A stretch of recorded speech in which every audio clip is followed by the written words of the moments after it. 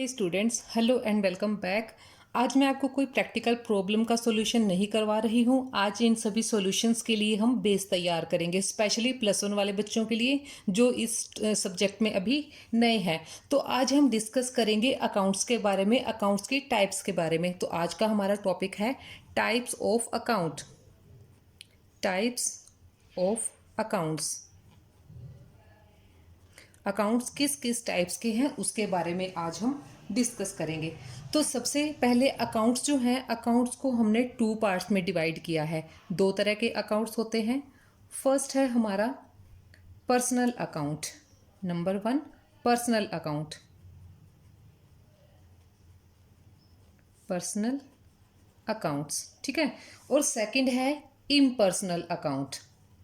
Second हमारा आ जाता है इम्पर्सनल।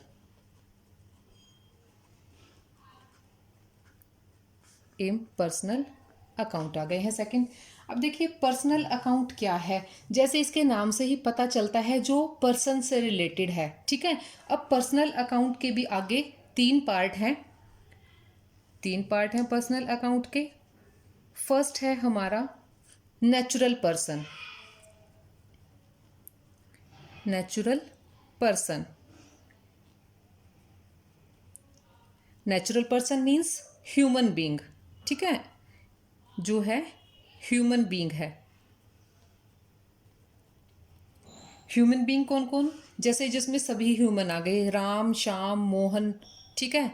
राम हो गया, मोहन, गीता, सीता, कोई भी आ गए। जितने भी नेचुरल पर्सन हैं वो सब किस में आ जाएंगे, इसमें आ जाएंगे नेचुरल पर्सनल अकाउंट। तो पहला हमारा क्या है, नेचुरल पर्सनल अकाउंट, ये है फर्स्ट टाइप। सेकंड है हमारा artificial person. Artificial personal account. Artificial personal account. Artificial personal account में अब कौन कौन आएगा, कोई भी फर्म हो गई, ठीक है, कोई भी फर्म है, कोई इंस्टीट्यूट है, कोई भी कंपनी है, ये क्या है, आर्टिफिशियल पर्सन है। ये वाला अकाउंट भी सेम नेचुरल पर्सन की तरह ही डील करेगा। कोई भी जो फर्म है, कोई इंस्टीट्यूट है, कोई कंपनी है, कोई ट्रस्ट है, वो अपने नाम से अकाउंट ओपन कर सकती है और उनको भी हम वैसे ही डील करेंगे जैसे हम नेचुरल पर्सन को करेंगे। इसमें इंश्योरेंस कंपनी भी आ जाती है, ठीक है, इंश्योरेंस कंपनी भी इसमें आ जाती है। नेक्स्ट हमारा है इसकी थर्ड टाइप, वो है हमारी representative personal account. Representative personal account. अब रिप्रेजेंटेटिव पर्सनल अकाउंट क्या होता है, किसी भी पर्सन का रिप्रेजेंटेटिव जो उसको प्रेजेंट करे, किसी का भी रिप्रेजेंटेटिव, या फिर पर्सन्स का ग्रुप। पर्सन्स ग्रुप, किसी भी पर्सन्स का ग्रुप। अब पर्सन्स का ग्रुप कैसे, जैसे हमारा स्टाफ है, हम सबको सैलरी देते हैं, सबको 1 बाय 1 रिकॉर्ड करने की बजाय हम क्या करेंगे, उनका हम सैलरी ग्रुप बना देंगे कि सबको हमने सैलरी पे करनी है, ठीक है। तो इसमें क्या आ जाएगा, सैलरी अकाउंट, ठीक है। इस तरह के यहाँ पे आ जाएंगे। और जैसे आउटस्टैंडिंग सैलरी और प्रीपेड सैलरी हो गया इसमें, ठीक है। प्रीपेड सैलरी, जिनको हमने एडवांस में सैलरी पे कर दी है वो प्रीपेड सैलरी। और भी जैसे अनअर्नड इनकम, हमने जो इनकम्स हैं वो रिसीव कर लिए लेकिन अभी कमाई नहीं है, तो उनका भी हम क्या है, एक ग्रुप बना लेंगे, अनअर्नड इनकम हो जाएगी। और क्या हो सकता है इसमें, एक्रूड इनकम्स हो सकती हैं। एक्रूड इनकम्स मीन्स जो हम कमा चुके हैं लेकिन हमने अभी रिसीव नहीं किया, तो उनको भी हम एक ग्रुप बना लेंगे, वो भी क्या होंगे, एक रिप्रेजेंटेटिव अकाउंट बन जाएगा। तो ये तो थे पर्सनल अकाउंट्स के टाइप। अब सेकंड आ जाता है हमारा इम्पर्सनल अकाउंट। इम्पर्सनल अकाउंट को भी आगे 2 पार्ट्स में डिवाइड किया गया है। इम्पर्सनल अकाउंट का पहला पार्ट है रियल अकाउंट। फर्स्ट है इसमें रियल अकाउंट, और सेकंड आ जाता है इसमें नॉमिनल अकाउंट। सेकंड आ गया हमारा नॉमिनल। पहले हम डिस्कस करते हैं रियल अकाउंट को, उसके बाद हम शिफ्ट होंगे नॉमिनल अकाउंट पे, ठीक है। अब रियल अकाउंट डायरेक्टली हमारी किससे रिलेटेड है, प्रॉपर्टीज से। प्रॉपर्टीज से रिलेटेड है। हमारी बिजनेस की जितनी भी असेट्स होंगी, सभी असेट्स हमारी किस में आएंगी? वो आएंगी हमारे रियल अकाउंट में। जितनी भी प्रॉपर्टीज हैं, लैंड है, बिल्डिंग है, गुडविल है, मशीनरी है, स्टॉक है, डेटर्स हैं, वो सब हमारे किस में आ जाएंगे? इम्पर्सनल हेड के अंडर रियल अकाउंट में।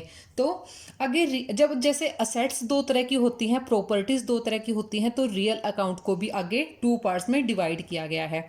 फर्स्ट पार्ट है इसका tangible real account. Tangible real account. और सेकंड टेंजिबल रियल अकाउंट कौन से होते हैं? जो टेंजिबल रियल असेट होती हैं, जिनको हम टच कर सकते हैं, जिनको हम देख सकते हैं, जिनको हम छू सकते हैं। जैसे मशीनरी अकाउंट हो गया, मशीनरी हो गई, प्लांट अकाउंट हो गया हमारा, लैंड का अकाउंट हो गया, ठीक है। और क्या हो सकता है इसमें? फर्नीचर, और भी स्टॉक, कैश, ये सब क्या है? देखिए इसमें बैंक नहीं आएगा, क्योंकि बैंक क्या है? बैंक एक अलग से हेड है, उसमें ये इसमें हम इंक्लूड नहीं करेंगे। बैंक एक इंस्टीट्यूट है, तो इंस्टीट्यूट किस में आते हैं? हमारे आर्टिफिशियल पर्सन्स में आते हैं। तो बैंक को हम आर्टिफिशियल पर्सन अकाउंट में इंक्लूड करेंगे, यहाँ पे नहीं करेंगे। अब ये तो हो गए टेंजिबल रियल अकाउंट। सेकेंड है हमारे intangible real account. Intangible real account. Intangible real account कौन से हैं? जो हमारी इनटेंजिबल असेट्स हैं। सबसे इंपॉर्टेंट तो होती है इसमें गुडविल, जो सबसे पहले आती है और सबसे इजी एग्जांपल है। गुडविल हो गया, ट्रेडमार्क्स हो गए, ट्रेडमार्क्स, और कॉपीराइट्स हो गए हैं हमारे। और इसके साथ साथ जो हमारे सॉफ्टवेयर होते हैं, सॉफ्टवेयर भी हमें प्रॉफिट कमाने में हेल्प करते हैं, उनकी भी वैल्यू होती है, लेकिन हम उनको देख नहीं सकते, ठीक है। तो ये आ गए हैं हमारे रियल अकाउंट के दो टाइप्स, टेंजिबल रियल अकाउंट और इनटेंजिबल रियल अकाउंट। उसके एग्जांपल्स भी हमने समझ लिए हैं। अब हम आते हैं नॉमिनल अकाउंट पे। अब नॉमिनल अकाउंट के नाम से हमें पता चलता है जो सिर्फ नाम के होते हैं, एक बार होते हैं और ख़त्म हो जाता है वो। जैसे इसमें हम किन किन चीज़ों को इंक्लूड करेंगे? ऑल एक्सपेंसेस, ठीक है, सभी एक्सपेंसेस को। ऑल लॉसेस, सभी लॉसेस को। ऑल इनकम्स, जितनी भी इनकम्स होंगी, चाहे हम कमीशन रिसीव करते हैं, चाहे हम रेंट रिसीव करते हैं, चाहे हम ब्रोकरेज रिसीव करते हैं, जो भी हमारी इनकम्स होंगी वो सारी हम यहाँ पे करेंगे। ऑल गेन्स, सभी गेन्स को हम इसमें इंक्लूड करेंगे। जैसे गेन का क्या मतलब होता है? गेन और प्रॉफिट का डिस्टिंक्शन मैंने आपको समझा रखा है। गेन क्या है? जब किसी पर्टिकुलर चीज़ को, सिर्फ जिस एक्टिविटी को हम बिजनेस को ऑपरेट करने के लिए नहीं करते, जस्ट ऐसे ही करते हैं और उसकी वजह से हमें प्रॉफिट हो जाता है। जैसे पुराने फर्नीचर को सेल कर देना, ठीक है, उसकी वजह से अगर हमें कोई टूटे फूटे फर्नीचर को सेल करने से प्रॉफिट हो जाता है, तो वो हमारा गेन होता है, ठीक है। और expenses, losses, incomes and gain. अब इसके एग्जांपल क्या हैं? एक्सपेंसेस के एग्जांपल देती हूँ आपको। जैसे हमने रेंट का पेमेंट किया, हमने सैलरी को पे किया, ठीक है, हमने डिस्काउंट दिया किसी को, ये किस में आते हैं? हमारे एक्सपेंसेस में आएंगे। लॉसेस में क्या आ जाएगा? लॉस बाय फायर आ गया, ठीक है, लॉस बाय फायर हो गया, और लॉस बाय थेफ्ट हो गया, ठीक है। अब इनकम्स में क्या आएगा? हमने कमीशन रिसीव किया, हमने रेंट रिसीव किया, हमने डिस्काउंट रिसीव किया। एक्सपेंसेस और गेन दोनों सिमिलर ही होते हैं, क्योंकि हम रेंट पे भी कर सकते हैं और रेंट को रिसीव भी कर सकते हैं। ऐसे ही हम डिस्काउंट किसी को दे भी सकते हैं और हम किसी से रिसीव भी कर सकते हैं। ऐसे ही कमीशन हम किसी को दे भी सकते हैं कमीशन, और हम उसको रिसीव भी कर सकते हैं। और साथ में क्या हो जाता है? बैड डेब्ट, ये भी हमारे लिए क्या है? एक तरह का लॉस होता है, एक तरह का खर्चा होता है, ठीक है। तो ये तो हो गई बेसिक नॉलेज हमारे अकाउंट्स के बारे में। अब आते हैं मेन बात पे। मेन बात क्या जो हमें सीखना है इसमें, कि किस अकाउंट को हमने कब डेबिट करना है और कब क्रेडिट करना है। तो तीनों के बारे में हमने डिटेल में एक बार कर लिया, तीनों अकाउंट्स को हम कर चुके हैं। तो आगे अब देखते हैं हमने इनके कौन कौन से रूल्स को फॉलो करना है। तो वापस से हम आ जाते हैं पर्सनल अकाउंट पे। पर्सनल अकाउंट के लिए हमें डेबिट और क्रेडिट करने का रूल क्या है, यहाँ पे हम लिख लेते हैं हमारे रूल। तो इसके लिए क्या रूल है? Debit the receiver, debit the receiver and credit the giver, credit the giver.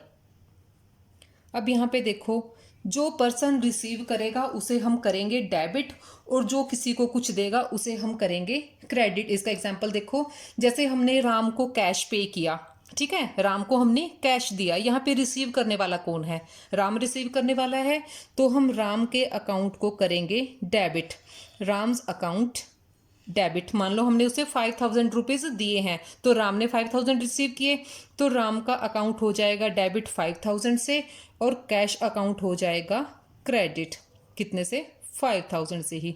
ठीक है, ये डबल एंट्री सिस्टम है, एक ट्रांजैक्शन होती है वो 2 जगह रिकॉर्ड होती है। तो ये नेक्स्ट हम आ जाते हैं रियल अकाउंट पे। रियल अकाउंट के लिए हमें क्या रूल फॉलो करना है? रियल अकाउंट के लिए है debit what comes in, debit what comes in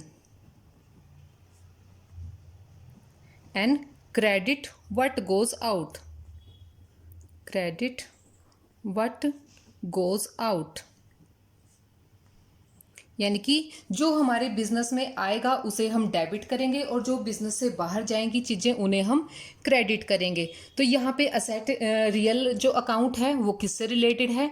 asset से रिलेटेड है। तो यहाँ पे हम एग्जांपल देखते हैं कि हमने लैंड परचेज किया, ठीक है, लैंड परचेज किया हमने कितनी वैल्यू का, सपोज करो हम 5 लाख रुपीज़ का या 2 लाख रुपीज़ की हमने लैंड परचेज की, तो लैंड हमारे बिजनेस में आई, तो इसके लिए हम क्या करेंगे, लैंड अकाउंट हो जाएगा यहाँ पे डेबिट टू कैश, बदले में हमने कैश पे किया, तो लैंड अकाउंट डेबिट कितने से, ₹2 लाख से, और कैश को भी क्रेडिट कर देंगे ₹2 लाख से। देखो यहाँ पे कैश बाहर जा रही है तो कैश हो रही है क्रेडिट, और लैंड बिल हमारे बिजनेस में आ रही है उसको हम करेंगे डेबिट।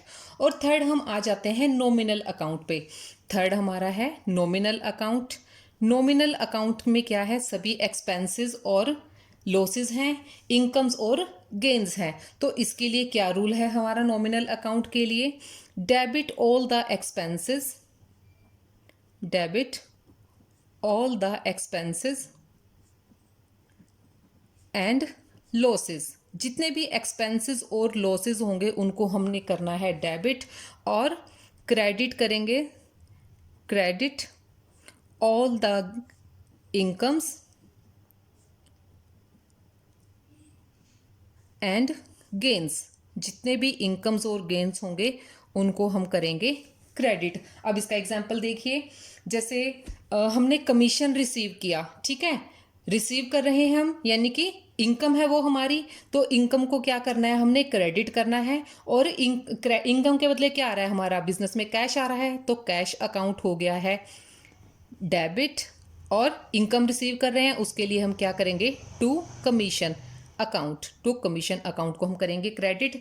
ये तो हो गया इनकम का एग्जांपल। आपको मैं एक उसका एक्सपेंस का भी बताती हूँ। जैसे हमने रेंट पे किया, ठीक है, रेंट की हमने पेमेंट की, तो इसके लिए क्या करेंगे हम, रेंट अकाउंट हो जाएगा डेबिट, क्योंकि ये एक्सपेंस है हमारे लिए, तो रेंट को हम करेंगे debit to cash, cash account हो जाएगा यहाँ पे क्रेडिट। चाहे कितनी भी अमाउंट है उसकी, चाहे हम 100 रुपीज़ का रेंट पे कर रहे हैं या 1000 का कर रहे हैं, तो उतनी ही अमाउंट से क्या करेंगे, हम इसको रिकॉर्ड कर लेंगे।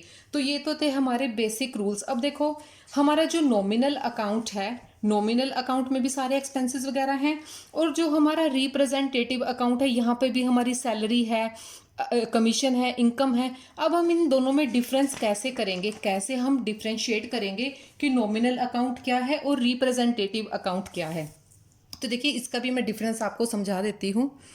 रिप्रेजेंटेटिव अकाउंट, रिप्रेजेंटेटिव अकाउंट और नॉमिनल अकाउंट, दोनों में डिफरेंस क्या है? अब देखिए नॉमिनल अकाउंट में क्या है, हमारे एक्सपेंसेस हैं, रेंट है, ठीक है, कमीशन है, सैलरी है, ठीक है, ये सारी चीज़ें क्या है, हमारी नॉमिनल अकाउंट है। लेकिन अगर इन सभी एक्सपेंसेस और इनकम के साथ, इन सभी चीज़ों के साथ, रेंट के साथ, कमीशन के साथ, सैलरी के साथ, या और भी दूसरी चीज़ें जो होंगी, क्या हो गया, इंटरेस्ट हो गया, ठीक है, इनके साथ अगर कोई प्रीफिक्स या सफिक्स ऐड हो जाता है, कोई भी प्रीफिक्स या फिर सफिक्स इंग्लिश में आपने पढ़े होंगे ना, प्रीफिक्स और सफिक्स क्या होते हैं, जो किसी वर्ड के आगे या पीछे लग के उनके मीनिंग को चेंज कर देते हैं। तो अगर नॉमिनल अकाउंट के साथ कोई प्रीफिक्स या सफिक्स ऐड हो जाता है तो वो हमारा बन जाता है रिप्रेजेंटेटिव पर्सनल अकाउंट। अब रिप्रेजेंटेटिव पर्सनल अकाउंट कैसे, जैसे रेंट है, वो अगर आउटस्टैंडिंग रेंट बन जाता है तो अगर उसके साथ वर्ड आउटस्टैंडिंग लग जाता है तो वो क्या हो जाएगा, रिप्रेजेंटेटिव अकाउंट बन जाएगा। कमीशन है, अगर कमीशन एक्रूड कमीशन बन जाता है तो वो क्या बन जाएगा, हमारा रिप्रेजेंटेटिव अकाउंट बन जाएगा। इंटरेस्ट है, अगर इंटरेस्ट भी क्या है, अनअर्न्ड इनकम बन जाता है, अनअर्न्ड इंटरेस्ट बन जाता है तो वो हमारे लिए क्या है, रिप्रेजेंटेटिव अकाउंट है। ऐसे ही और भी बहुत सारी चीज़ें होंगी जो जिनके साथ कोई भी प्रीपेड है, ठीक है, प्रीपेड सैलरी है, यहाँ पे हम सैलरी के बारे में बात करें, अगर प्रीपेड सैलरी है उसके साथ प्रीपेड वर्ड ऐड हो जाता है तो वो क्या बन जाएगा, रिप्रेजेंटेटिव अकाउंट बन जाएगा। तो ये सबसे इजी तरीका है कि नॉमिनल अकाउंट में और रिप्रेजेंटेटिव पर्सनल अकाउंट में हमने कैसे डिफ्रेंशिएट करना है। अगर इनमें से किसी के साथ भी कोई प्रीफिक्स या सफिक्स ऐड हो जाता है तो वो हमारा बन जाता है रिप्रेजेंटेटिव अकाउंट्स। तो ये हमारे हैं बेसिक नॉलेज हमारे अकाउंट्स के बारे में, ये है हमारे रूल्स अकाउंट्स के बारे में कि हमने कब किसको डेबिट करना है, कब किसको क्रेडिट करना है। तो डियर स्टूडेंट्स, और कुछ सीखने के लिए मेरे वीडियोस को देखते रहिए, लाइक करते रहिए। तब तक के लिए थैंक यू सो मच।